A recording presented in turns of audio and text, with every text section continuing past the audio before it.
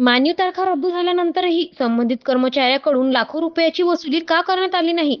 अमरावती महसूल विभागाच्या या प्रकरणावरून आता सरकारी तिजोरीला आर्थिक फटका बसल्याचा आरोप करण्यात आला आहे. सन 2016-17 मध्ये काही महसूल कर्मचाऱ्यांना नियमबाह्य पद्धतीने मान्य तारखा देण्यात आल्याचा आरोप तक्रारदार SP उर्फ नंदकुमार बुटे यांनी केला आहे. या माध्यमातून काही कर्मचाऱ्यांना थकबाकीचा आर्थिक लाभ आणि पदोन्नती मिळाल्याचाही दावा करण्यात आला आहे. दरम्यान तत्कालीन विभागीय आयुक्त पियुष सिंह यांनी शासनाची परवानगी घेऊन मान्य तारखेचे पुनर्विलोकन केले.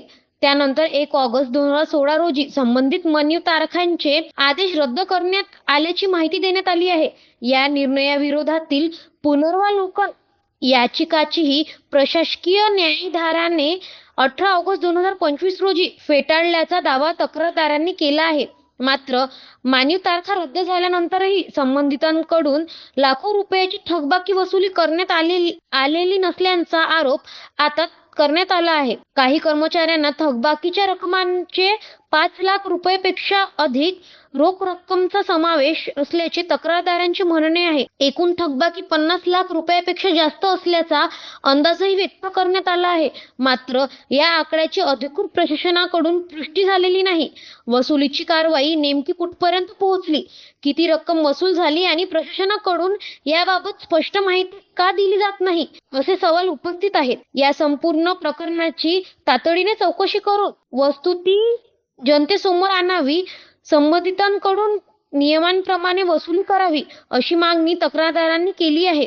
दरम्यान मागण्यांकडे प्रशासनाने गांभीर्याने लक्ष न दिल्यास 15 ऑगस्ट रोजी आयुक्त कार्यालयासमोर आंदोलन करण्याचा इशाराही देण्यात आला आहे. आता या आरोपांवरून महसूल प्रशासन काय स्पष्टीकरण देते आणि सरकारी तिजोरीला कथित रकमेच्या वसुलीबाबत काय कारवाई होते, याकडे सर्वांचे लक्ष लागले आहे. अमरावती जिल्ह्यातील महसूल विभागातील काही कर्मचाऱ्यांनी 2016-17 मध्ये अत्यंत चुकीच्या पद्धतीने अत्यंत इल्लिगली मानव तारीख मिळवून लाखो रुपयाचं एरियर्स, लाखो रुपयाची थकबाकी स्वतः घेतली.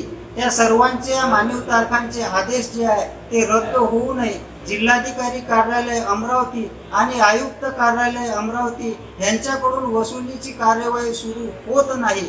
वास्तविक पाहता या संदर्भात वारंवार आम्ही पाठपुरावा करतो आहे. या संदर्भात न्यायालयाचे सुद्धा आदेश होऊ नये, ही कारवाई का केली जात नाही, असा सवाल आमच्या वतीनं सेवानिवृत्त कर्मचारी असोसिएशनच्या वतीनं करण्यात येत आहे.